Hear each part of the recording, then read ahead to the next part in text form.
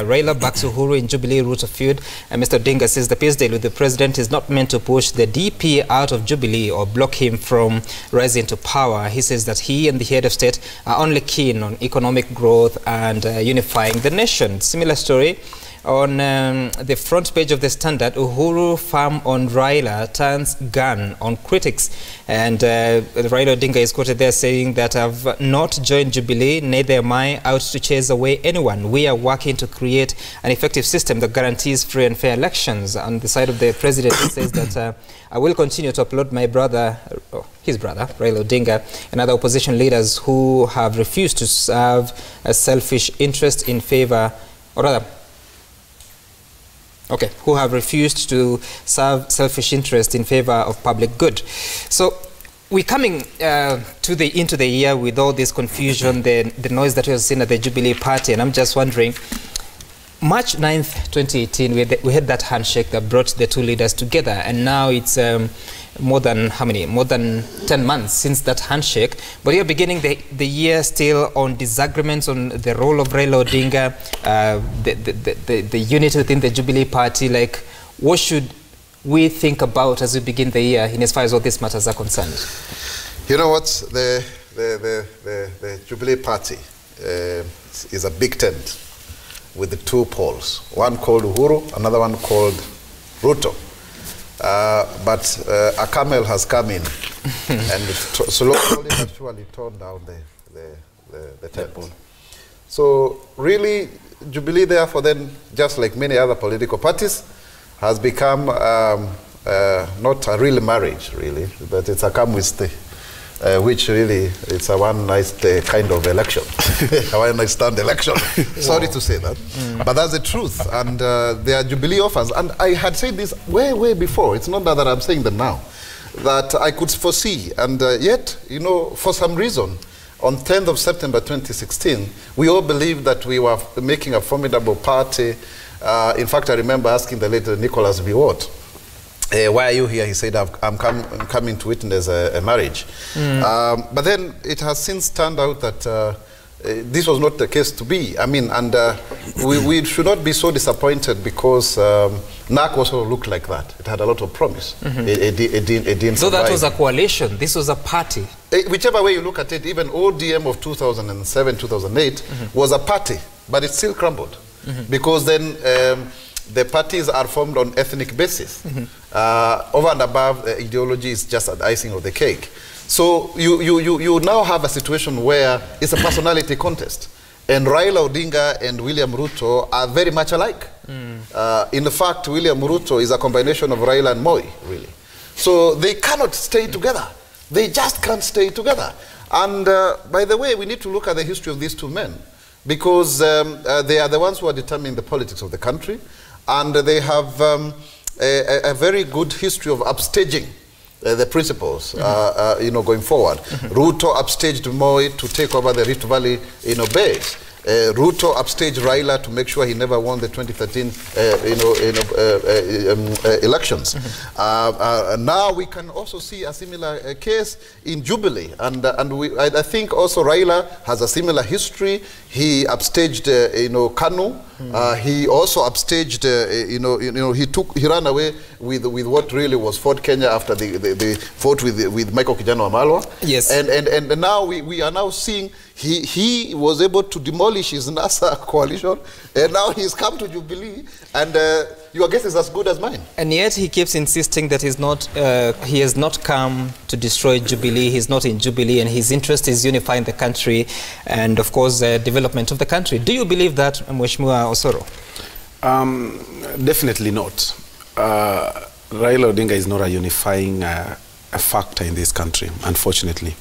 And this was actually foreseen by my colleagues earlier in the Jubilee side when Raila shook hands with His Excellency the President. People said, like Senator Maura and several others said, okay, now these guys come here, trust me, the unity is threatened already and it can't be the same again.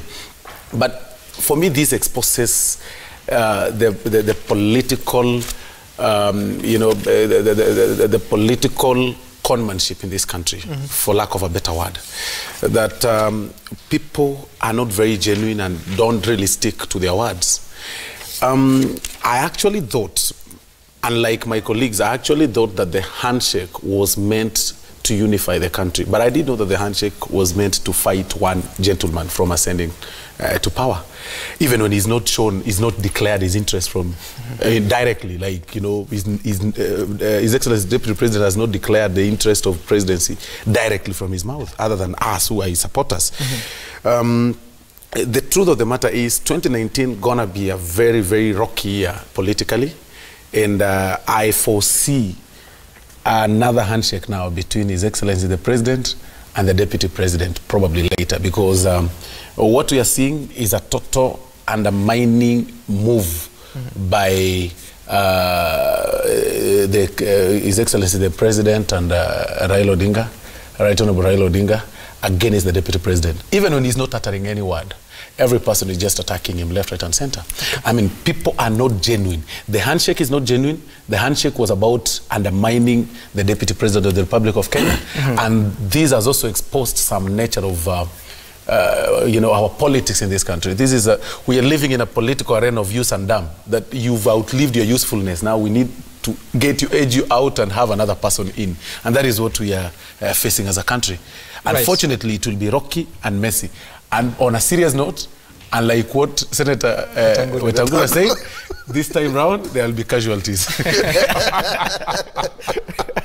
Danston Omari, as a political observer, is this a question of perception, or is there real evidence that indicates that whatever Raila Odinga and Uhuru Kenyatta are saying is not true?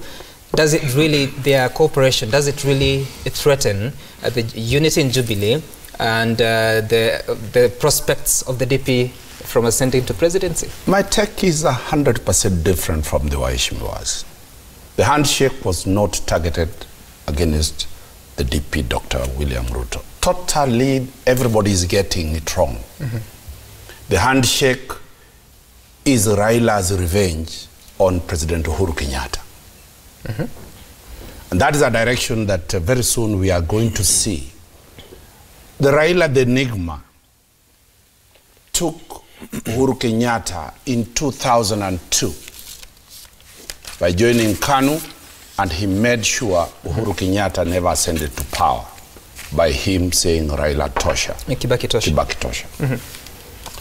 In 2013, Uhuru Kenyatta beat Raila Odinga after Raila Odinga plotting and making it clear that Uhuru Kenyatta must take a plea at the ICC. That one people have not forgotten.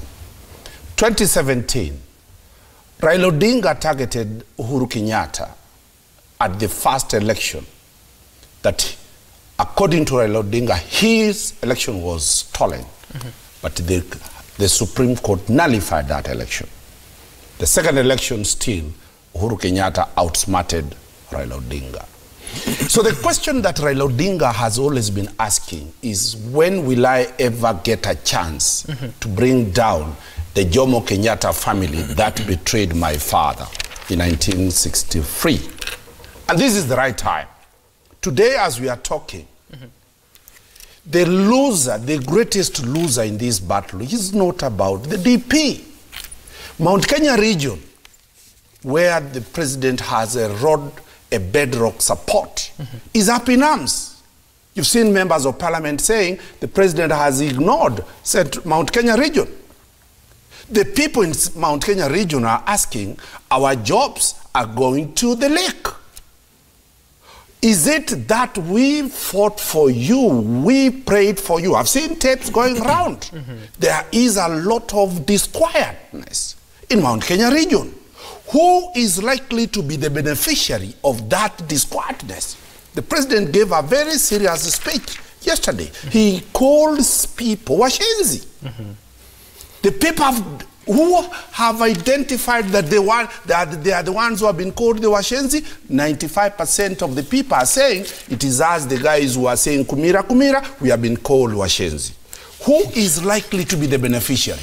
William Ruto is likely to be the beneficiary because the president has been isolated from the Rift Valley. The president is slowly being isolated from his bedrock support of Mount Kenya region.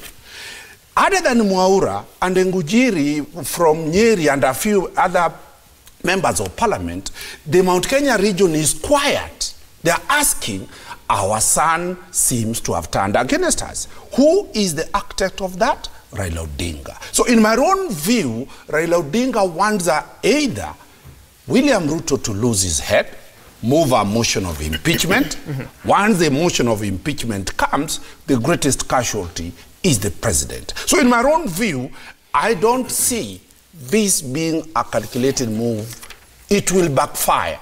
The architects who are thinking that they are going to punish the DP will find out that the greatest loser will be the president, and the DP will move. Remember, President Uhuru Kenyatta's father, 1976, the similar approach to change the constitution to block one Daniel Moi, a Kalenjin, from ascending to power is the same thing that is happening now.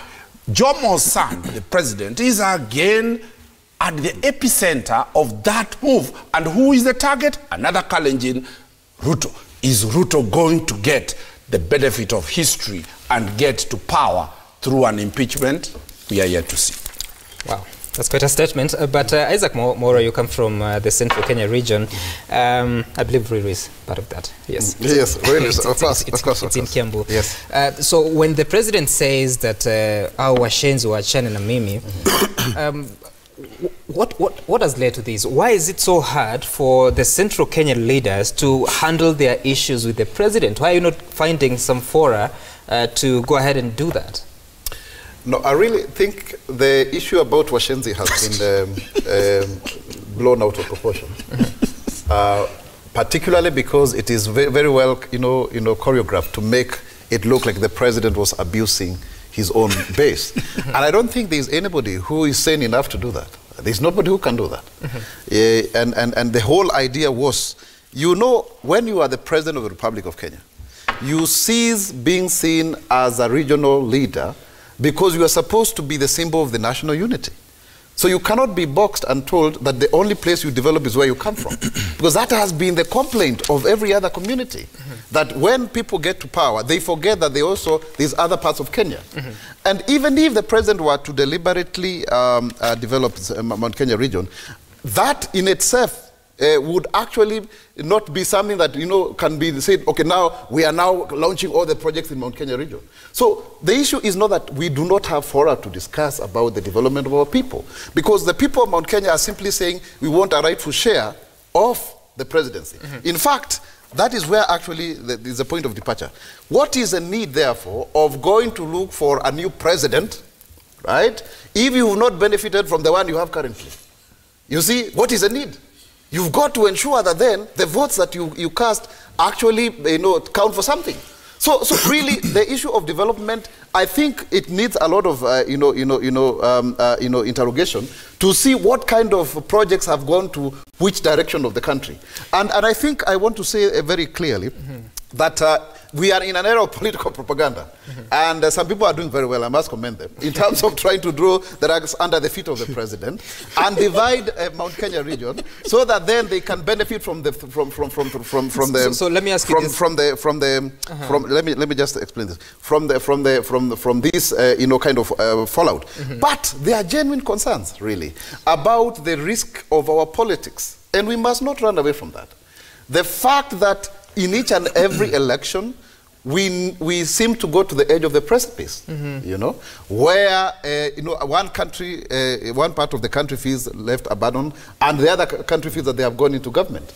Now, what needs then to be done is to look at what is it that we need to make sure that when we get into politics, that there is a consensus that after elections, the country can move forward. That is a genuine concern. So the question about Moses Kuria coming out to say that some of the regions are not properly developed and yet they supported the president fully. Kimani Ngunjiri coming to say that the president is the one who started all this debate about the 2022 and now he's telling us to shut up. Are those concerns genuine? Is it true that Central Kenya is suffering under the presidency of Uhuru Kenyatta? I think Mount Kenya region has a genuine concern with regard to getting their rightful share of development. that is not something that I cannot say that is not the case. But then the question is the approach. The question is the approach, because you cannot say that you must then put the president to task and tell him that this is an ultimatum. Because you must also remember that he carries the weight of the whole country. And that is not something that can be wished away. If today President Kenyatta was to be seen to be meeting Mount Kenya leaders and saying this is your share of the development, and people start saying it is more than this other region, where will this country be, you know, going forward? So the president is acting as a statesman, and we must respect that role, because it's only him who can exercise that. But going forward, I think the issue about the different opinions in Jubilee can be traced to a Jubilee parliamentary meeting that happened at State House, where the president said very clearly, let us concentrate for these 4 years and do development work. Then the 5th year or the last year, I will be the one who will be leading the campaign for William Ruto to be president. Do you believe that? No, let me explain. But that, I think, was on a Thursday or Friday, I forget. But then that weekend, people still went and did what they always do over the weekend. Yes. And the issue was like, oh, maybe there were plans before, so this weekend is okay. But it has continued. And that then has created a clear wedge where then there are people who are saying, let's first develop the country, because the reason why President Uhuru reached out to Raila Odinga was to pacify the country and to create an environment where development can happen. But then the group that is more concerned about 22 feels like, no, we are suspicious about the support of the president, and we must now go and take our claim to the presidency and seek our own votes. So that is where the problem is. And let me tell you, people also have their own personal ambitions. It's not just about William Ruto becoming president, or every politician. I mean, Masinde Boliro said very clearly, if you have no ambition, you have no business being in politics. So there are also small ambitions at the county level, at the constituency level, all gelling up together towards now making it, you know, fashionable to continue politicking so that people can advance their game plan. All right, as you close on this, Mheshimiwa Osoro, do you trust that promise by the president, and why is it so hard for the Jubilee politicians to hit that word and focus on development until 2022? I do not really understand this thing of saying focus on development and stopping politicking. I mean, politicians live by word of mouth. And even in that, even in launching projects, we still talk politics. Yesterday, the president was doing some development in Mombasa. He still mentioned some politics. I mean, I do not really understand why politics was is telling you to stop politics, so and our politics is launching projects and telling people that we are still here to stay until 2022. I don't think that is wrong. I do not understand why abruptly the president has, you know, you see, the president is actually fighting to leave as legacy. But he's doing that at the expense of some people. He's sacrificing some people. Some people? His Excellency, the Deputy President, so? Dr. Deputy President, by undermining him. You know, we need to also... No, exactly. Let me explain. So? Yeah. We need to look at the history of their brotherhood. And we need to look at how far these gentlemen have come. You know, a long way. In 2002, the Deputy President, William Ruto, stood by Uhuru Kenyatta. In fact, even when they were conceding defeat, at some point, Dr. William Ruto has explained to me all the scenarios of that event. You know, the way they came out, they wrote a speech very fast to concede defeat in 2002. He stood by Uhuru Kenyatta. In 2013, he stood by him. In fact, you've had explanations of how he really convinced the Rift Valley people to vote for him. Now, after the election in 2013, the president used to walk side by side, calling Dr. William Ruto my brother, you know, wearing the same shirts, the same attires and everything, and holding hands together and calling each other brothers. And now what does he call him? In fact, he used to be very clear. Even then, he forgot that he was actually politicking. He used to say, you know, give me my 10 and give Ruto his 10. I mean, it was so clear, and so what does he call him now? Knew that. Now, after that, he used to call, and I'm getting to that, I'm getting to that. He went, in 2017, he went to Central Kenya and every other places that he had Jubilee supporters and told them, you know what, Jeshi, we need to get out this Modo Mogoroki out of the scene. Now, the Modo Mogoroki was the former Prime Minister, right? And then they reconciled. Then now, immediately, fine, they've reconciled, but he's also creating another enemy. Now, nowadays, the Jeshi, The Jeshi has been turned to be Ushenzi. The brother has been turned to be you know, others. I don't care, busybodies. He calls them busybodies. And yeah, he calls. Do you have the evidence person, that he has called the deputy president busybodies? And now he's calling the Mogoroki now is my brother. You see, we need to be very honest. Okay, all right, that's okay. Sorry. Actually, all this war has been created by the president himself, and there is no way we can hide, we can run away from that. That's okay, sorry. But there's something I wanted to say on development that he said. I want to close on just this. development on Central. Allow me to close on this. Just the development on the Central. Just hold on, okay. so that Dunstan Omari can also have a word. Yeah. I'm looking at the years that you're quoting. 2002, Deputy President stood, or rather, William Ruto stood with Uhuru Kenyatta. Very true. I would say that was a political responsibility, but also it was an election year. 2013 was an election year. 2017 was an election year. 2019 is not an election year. Are we wasting time? Let me tell you where. We are not wasting time. The character of politicians is one that they will, and as you put it very well, they will only remember your value during an election year. Look at the president. Look at one Peter Kenneth. Peter Kenneth was simply brought to Nairobi. We hear through the directions of the president. He's no longer, he's not the governor, Sonko is the governor. Peter Kenneth his career was demolished. Why? The interests at that time were for Sonko.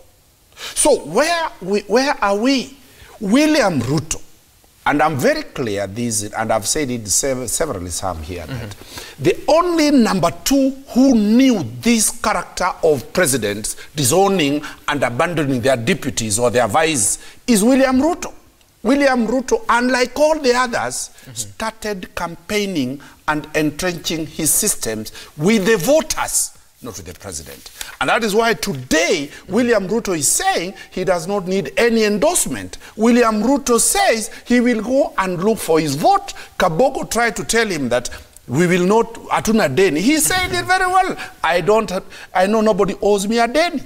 The reason is that he has learned the history from 1962 to 2018, that the president who is sitting has no time for his deputy. So therefore, for the deputy to get power, 1978, accidentally through death of Jomo Kenyatta. In 2002, Kibaki had to be out 10 years to come back to romp in as an opposition figure. So William Ruto, if William Ruto succeeds as being the president in 2022, then it is because he has put his eyes clearly on the prize. But the question is, are we going to survive the political tsunami of 2019? That to me is the biggest issue. Are we going, I'm convinced beyond any reasonable doubt that if William Ruto is pushed to the wall totally, I'm likely to see a motion of impeachment in Parliament. Against the president. Because one, when you look at the general composition of Parliament and the Senate, Maura will tell you, the deputy president appears by perception to be controlling over 65% of the elected members in Parliament. 90%. And the handshake is not an handshake for the development of this nation. The president is trying to look for support in the event, in the unlikely event of an impeachment motion. He will be relying on the ODM members of Parliament to stop the impeachment. Is the deputy president going to say he's a Christian, William Ruto? Is he going to say he has read the book of Samson very well and say, if Uhuru wants to throw me under the bus, let us all go home 2019? Which book did he say? I'm not a very good Christian because my name is Omari, either Muslim or what. There is a story of Samson in the Bible that said, if my hair has gone, let us all collapse. Which one? I don't know. I'm not a preacher. Ask for war. My position is William Ruto going to take a suicidal move and say, let us all go home? It's okay. It's not a constitutional comment. Know which book it is. And